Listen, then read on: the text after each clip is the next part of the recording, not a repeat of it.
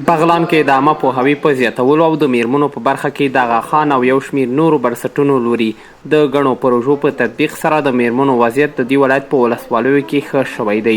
میرمنې وایي چې پخوا د دې ولایت په ولسوالیو کې د ښځو د کار پر وړاندې کلتوري او جنسیتي ستونزې وې، خو اوس په دې برخه کې کارونه شوي او په ولسوالیو کې میرمنې د کارآموزانو ترڅنګ په اسانۍ سره خپلې دندې پر مخ وړي.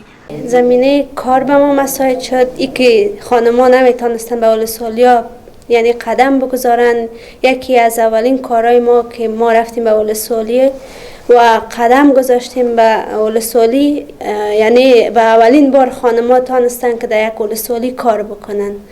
پیام به همه فامیلا و پدرها و مادرشانی است که بالای دختر خود که زحمت میکشه درس میخوانه اونا را بگذارن کار بکنه. شخصا خودم قبل از اینکه داخل ساحه کار و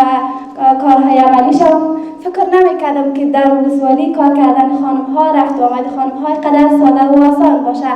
و حتی در بعضی ولسوالی‌ها رفتن خانم‌ها در ولسوالی در شعبات اداری و دولتی ننگ و عار دانسته میشد. د بغلان د خصوصي چارو رئیسه خدیجه یقین وایي چې په دې ولایت کې امنیتي ننګونې لا هم د میرمنو د کار پر وړاندې خنډ دي، خو بیا هم د دې ترڅنګ چې په رسمي بڼه ځینې میرمنې په ولسوالیو کې کار کوي، یو شمېر نورې میرمنې هم شته چې په رضاکارانه ډول د بغلان په ولسوالیو کې د میرمنو په هویتي برخه کې پرته له معاش څخه کار کوي او میرمنو ته زمینه برابروي چې په اسانۍ سره له دولتي ادارو څخه خپل کارونه خلاص کړي. و با آن هم مردم زنان شجاع بغلان یعنی شجاعانه میتونن کار بکنن. ما نماینده های رضاکار داریم بدون معاش کار میکنن در ولسوالیا. یکی از نمونه هایی است که اونا واقعا صادقانه کار میکنن، بدون امتیاز، بدون معاش کار میکنن و همچنان فوکال پوینت های جندر داریم، در اونجا کار میکنن به خاطر به دست آوردن اسناد هویتی زنا، مثلا تذکرهشان، نکاح خط یا قباله هایی که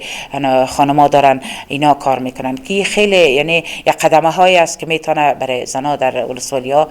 کمی امیدوار کننده باشه. د بغلان میرمنې وایي چې پرته له امنیتي ستونزو څخه نور په دې ولایت کې کلتوري ستونزې له منځه تللي او اوس ډېری میرمنې په تفریحي پارکونو کې د لاسي صنایعو ترڅنګ دوکانداري هم کوي چې په دې سره هم اقتصاد وده کوي او هم نورې میرمنې هڅول کېږي چې په کور کې وزګارې کینني. نورګل اندړوال، میلمه راډیو،